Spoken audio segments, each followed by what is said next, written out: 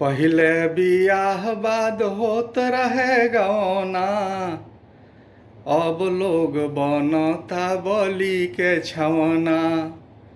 नमस्कार। अंग्रेजी में एगो शब्द बा हनी।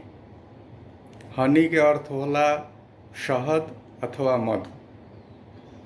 मधु के काम हो स्वाद में, स्वास्थ्य में, जीवन में मधुरता घोलल। हनी शब्द से ही बनल बा हनी प्रीत, हनीमून इत्यादि। लेकिन हनी प्रीत के चर्चा रुआ सुन ही रहनी। हनीमून के भी चर्चा आजकल मेघालय में बड़ा जोरों पर रहल है। एकर गूंज पूरा विश्व में गूंजल है।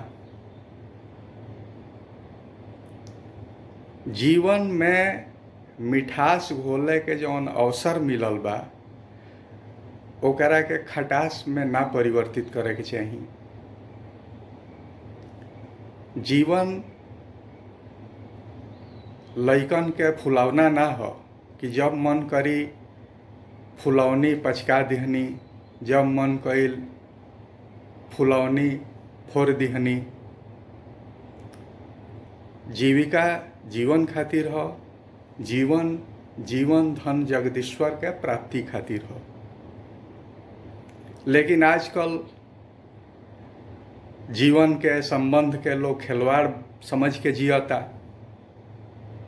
ऐसे होखे के ना चाहिए।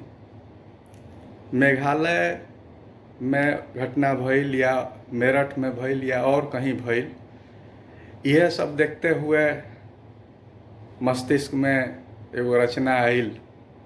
माई के कृपा से रुआ सब संगे जौन बा शेयर करतनी। पहिले बियाह बाद होत रहे गौना, अब लोग बनता बलि के छवना।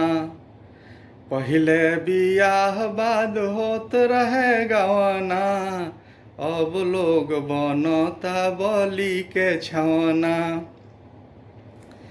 पान खले दुल्हा सुपारी देली दुल्हिन, चूना लगावेले समुधी समुधिन।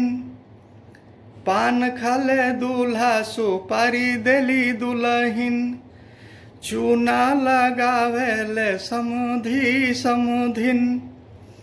खटिया खड़ी गोल होता बिछौना, खटिया खड़ी गोल होता बिछौना। अब लोग बनता बलि के छवना।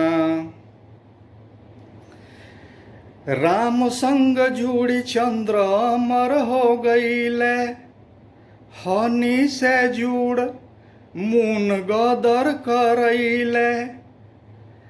राम संग जुड़ी चंद्र अमर हो गईले, हनी से जुड़ी मून गदर करैले। माया पर राम के मोहल खेलौना, माया पर राम के मोहल खेलौना। अब लोग बनता बलि के छवना। अटैची फ्रिज रंग रहे दहेज के, अब ई छिपावता काढ़ल करेज के।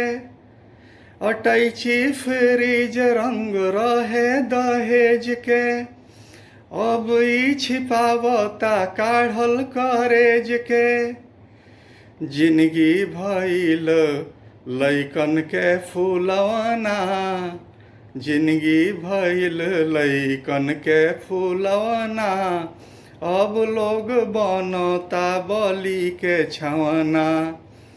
पहिले बियाह बाद होत रहे गौना, अब लोग बनता बलि के छवना।